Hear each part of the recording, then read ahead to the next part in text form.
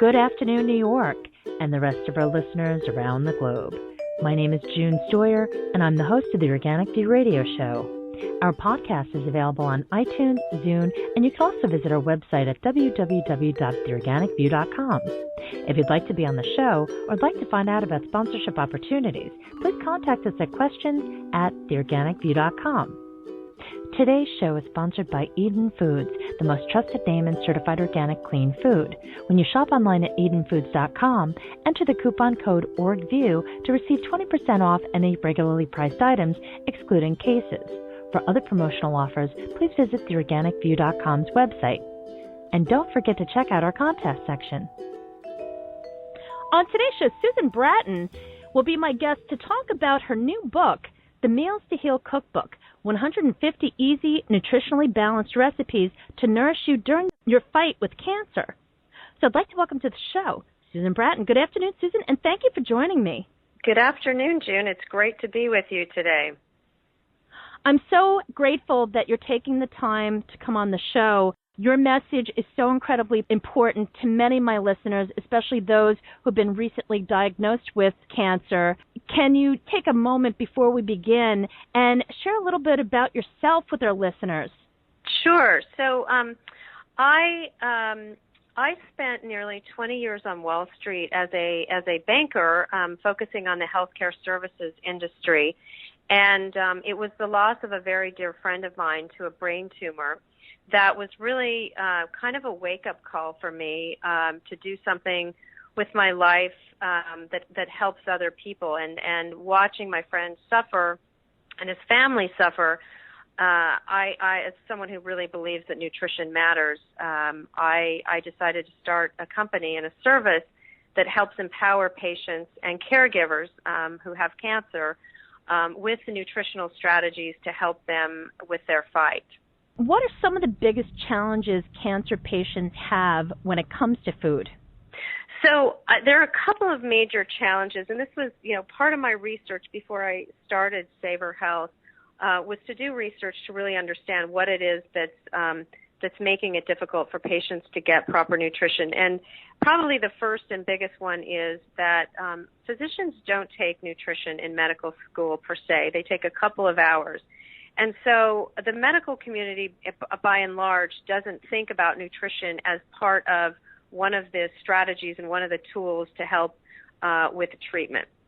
So that's kind of the backdrop. But then specifically, there are kind of three things that are impediments to proper nutrition. The first is treatment side effects. So, this is very common. You'll recognize this. Things like fatigue and lack of energy, which make meal preparation difficult, if not impossible.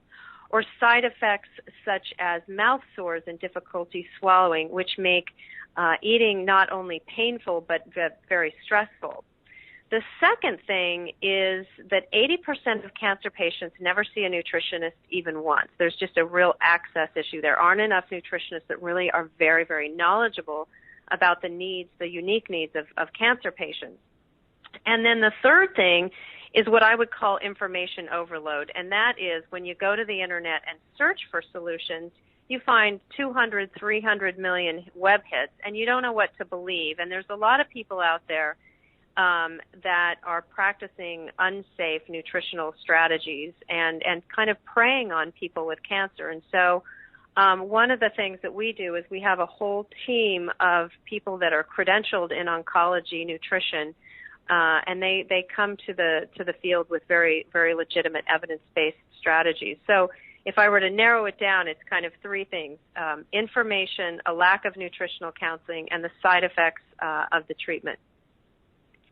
If a cancer patient is basically the person in the household that does all the cooking, what advice do you have? Because I know a couple of friends, they're going through a very difficult journey in which they're primarily the ones who do all the cooking, and either their spouse or whoever it is that lives with them is not a big chef and also doesn't necessarily want to eat the foods that they really need to eat.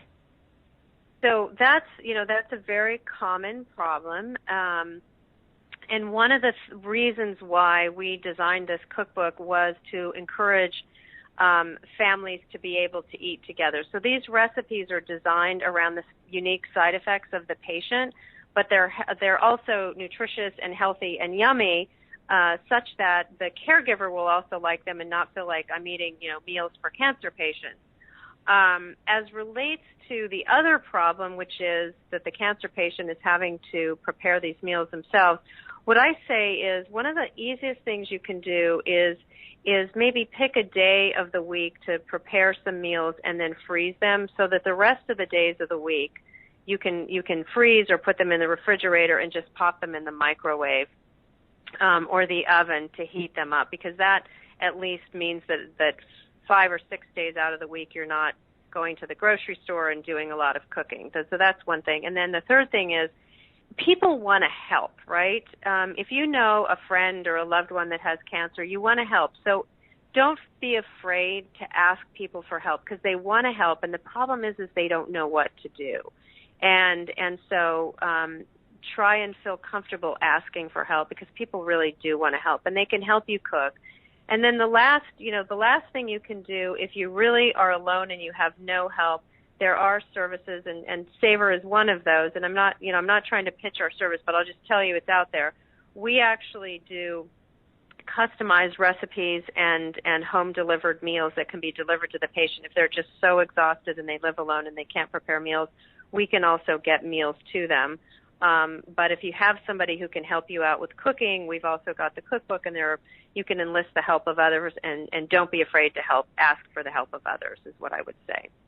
It's such a difficult situation to try to resolve, especially if you are alone or if you're the only one that does the cooking.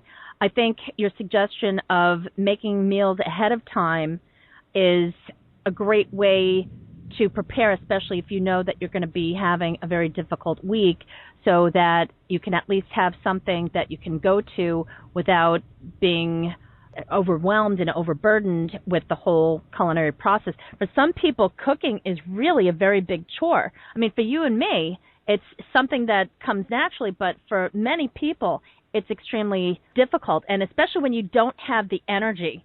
Yes, well, especially. Yeah, you're exactly right, and that's one of the reasons why one of the things that Savor does is do this meal preparation and the home delivered meals, just because for some people, you're exactly right. They're either too tired or they actually don't like to cook. They don't want to cook. And a lot of times people who like to cook when they get cancer, they don't want to cook because they're too tired. And they just, it's really difficult, and they need to kind of keep all of the energy that they need to be focused on the treatment. Before you mentioned some of the major side effects, could you just elaborate on some of these side effects and some of the tips that you have to offer in the book? Sure. So one of the big, so we've worked with a lot of patients who have head and neck cancer, so brain tumors, esophageal tumors, things like esophageal cancer, things like that. One of the biggest side effects that we find with those patients is mouth sores and difficulty swallowing. And so one of the things you can do that's really very straightforward, and that is to pick recipes that don't have a lot of spices and that are softer in consistency. And sometimes maybe you need to blend things to get them to be a little bit softer, but there's something like that which is very helpful. The other thing that we suggest is, especially if you're losing a lot of weight, try to eat nutrient dense foods. Foods that pack a lot of calories in a little amount of space, so to speak. So, and I'm just going to use one example. There's a great recipe in there that is really one of my all-time favorite recipes, and it's super, super easy. And it's chickpeas with flat parsley, and a little bit of lemon juice, which for some people with mouth sores, the lemon juice is going to hurt, but you don't even have to put the lemon juice on it. But the chickpeas have a lot of protein and calories, and so it's a very nutrient-dense food, and it's delicious. With a little bit of parsley, it's really delicious. So those are two strategies that we recommend. The other strategy, which I already mentioned, was just preparing things in advance to kind of conserve energy for the rest of the week, because that's, that fatigue is really, really difficult. The other thing is if you have lack of appetite or nausea, eating smaller, more frequent meals is a great way to ensure that you get the right amount of calories during the day, but you're not just, you're not just forcing yourself to eat 3 meals a day. Sometimes that's just too much food in one sitting, and it requires energy, and it requires,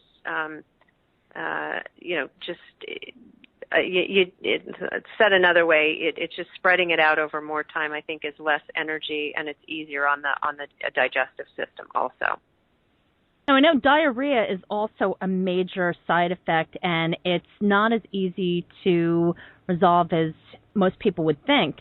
Typically, people will eat something that's binding, but when you're undergoing treatment, it's not always that easy. What do you recommend?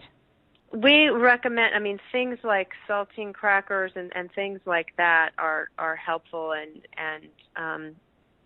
I would recommend something like that. And we have a whole list of recipes in the cookbook, actually, that are just for diarrhea, actually. Susan, on that note, could you talk about some of the key staples that are really important for anybody who's undergoing treatment that should always be accessible in their pantry? Okay, so the first thing is if you don't have access to fresh water, they have bottles of water. That's really important. Hydration is one of the most important things in cancer treatment. It's kind of one of those things that you would think would be, it's not that obvious. That's really important. A lot of people tend to forget to hydrate, and you're absolutely right. It's something that's so incredibly important, and people just tend to forget. And I think if you do have bottled spring water that's accessible, and even if you leave bottles all over the house, at least it's a reminder to hydrate. And yes. Also it helps to urinate frequently because you're constantly drinking water. Yes, and the other thing is the more you hydrate, the more you can flush, especially if you've had chemotherapy, the more you can kind of flush that out of your system by drinking a lot of water. So that's really important. The other thing that I think, depending on what your side effects are, if you have lack of taste, I also like to pair that recommendation for having lots of water. I like sometimes having bubbly water and lemons or limes to just add a little bit of flavor that sometimes makes it taste a little bit better and something that you want to get down. So I recommend having limes and lemons. I think having fruit is really important as long as your tummy can handle fruit. I think it's really important because you get really good nutrients, and it's something that you can eat. You can eat an apple, or you can eat a half an apple. I think peanut butter is really important. It's super healthy. It provides you with protein and calories, and you can take peanut butter and put it on a banana or on an apple, and it's a great way to kind of combine two foods, and you don't have to eat a lot of it. You can eat just a little and get quite a few calories. The other thing is for nausea, I just think, the saltine crackers are a staple that you have to have in your pantry as well. And I'm kind of thinking around the side effects.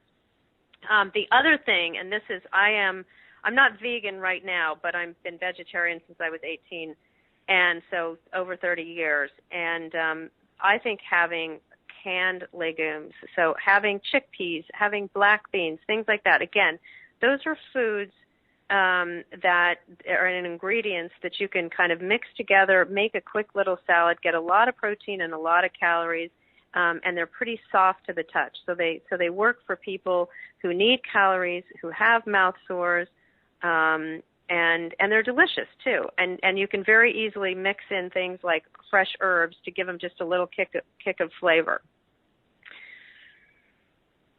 Thank you. You're welcome. Susan, I just want to say thank you so much for taking the time to be on the show today.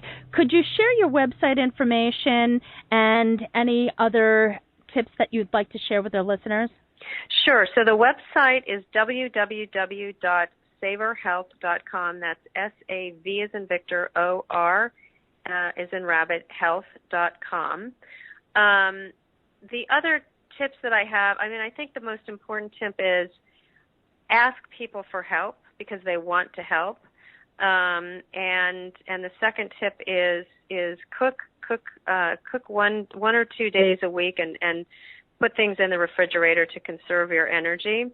And the last thing I would say is if you have access to an oncology dietitian, it is well worth your time to spend 30 minutes with an oncology dietitian that you can find at most cancer centers. And they can really address whatever your unique side effects are. And remember, every person is different. So I think it's worth the time to find somebody to talk to about that as well. Susan, thank you so much. You have been a wealth of information, and I know there are a lot of folks who are listening to this show who really value what you have to say and the fact that you are a trusted resource. So thank you for all the good work that you're doing. I hope you do come out with another book. You have to come out with another book. This book was fantastic. I know a lot of the recipes I'm going to use myself and share with many friends that are undergoing treatment, and it is truly such a blessing. Well, thank you. It's been a pleasure, and it really is my goal and our company's goal to help cancer patients and their caregivers get better nutrition, because it's so important to outcome and making you feel better. It really is. And folks, please check out Susan's recipes, which will be available on theorganicview.com, along with all of her social media information and her website information. And also, please check out the YouTube version of this interview, and don't forget to subscribe to our channel. Thank you for tuning in. This has been June Stoyer with the Organic View Radio Show. Have a great afternoon.